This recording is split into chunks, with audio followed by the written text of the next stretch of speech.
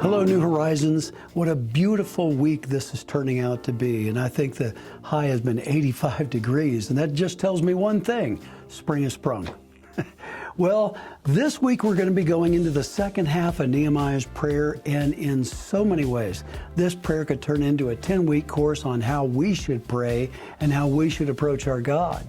Now, last week we hit the highlights because we said if we remind God of who He is, and in turn we remind ourselves that because of who He is, that there's nothing that our God can't do and won't do for us, then we're on the right road. And this week we're going to go a little bit deeper, a little bit further.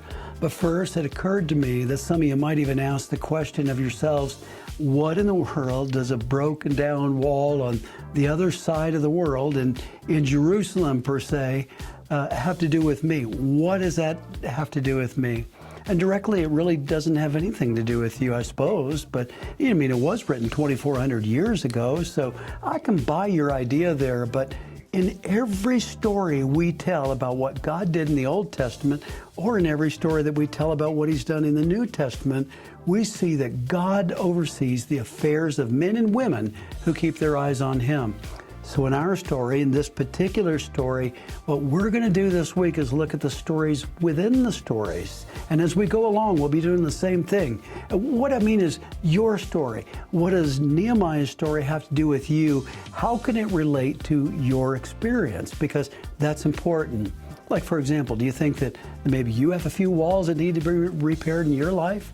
Well, I guess you can see where I'm going.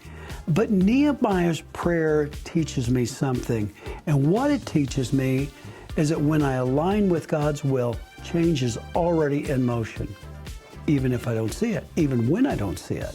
And that being the case, when I take my issue to the Lord and when I pray, asking Him about my particular problem, I need to start out by reminding myself about who exactly my God is. Because if I have a big problem, I can assure you this, I'm going to need an even bigger God. So you see, when we panic because the thing that we're going through, well, it looks so large and it looks so in charge, and we panic because we don't know how to fix it. And I love this about Nehemiah, because Nehemiah tells God about how great and how awesome He is.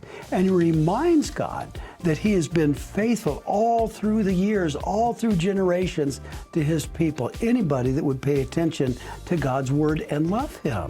So you want to get God's attention? That's a great place to start. So this week, we're going to talk about the second half of that prayer. I don't know about you, but I can't wait. So I tell you what, I'll see you on Sunday. God bless.